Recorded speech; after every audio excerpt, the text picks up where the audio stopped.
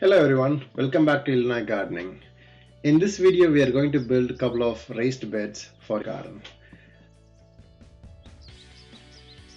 I purchased all my lumber from a local Home Depot.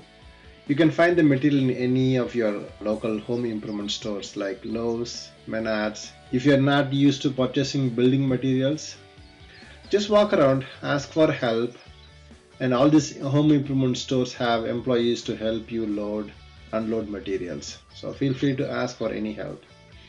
Today we are going to buy untreated lumber, which normally is called white pine, which comes in standard sizes.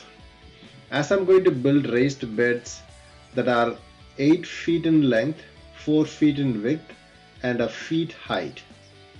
For this I'm looking for lumber which comes in standard size. Normally it says like 2 by 12 by 8 feet.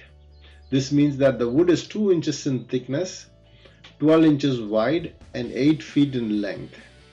Please note the 2 inches thickness is not always 2 inches thick. They are 1.5 inches thick.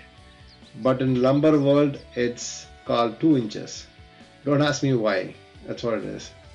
If you find a 2 by 12 8 feet, that's well and good. Since I cannot get a good quality in this size, I'm going to get 2 by 12 by 16 feet, and I'm going to cut that into the lengths that I want.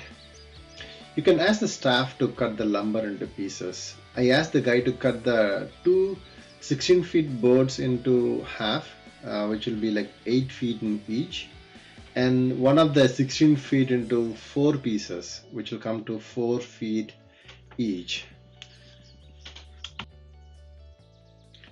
You will also need a 4x4, which is 8 feet in length, and I cut that into 1 feet each. You see that in the picture. And then you want some 3.5 inch exterior grade screws. Let's start building. You will need a drill and a driver. If you have a helping hand, that's good. If not, a wood clamp will come in handy. Here I'm attaching the corner 4x4 1 feet pieces to the long boards before I take all these boards to the garden and finish the rest of the assembly. The drill is for pilot holes so that when you put screws at the end of the board will not split.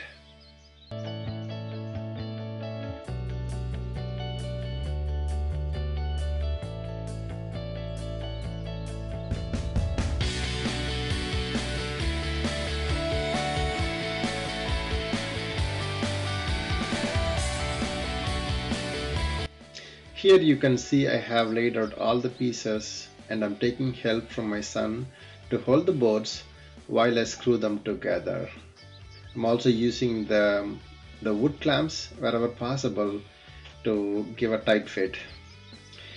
And we're going to repeat this in all 4 corners, and then we are done.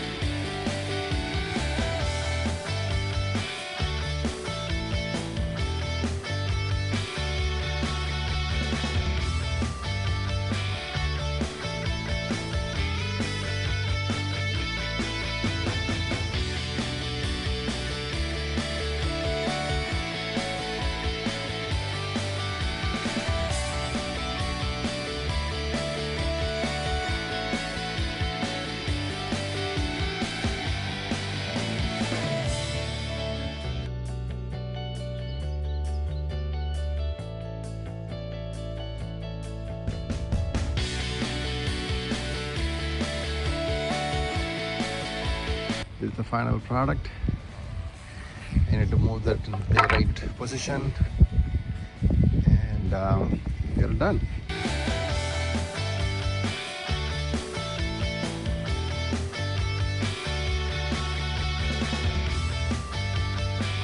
You can also build these raised beds using cedar. Cedar is a rot resistant wood and it's a little pricey, but this wood will last for years.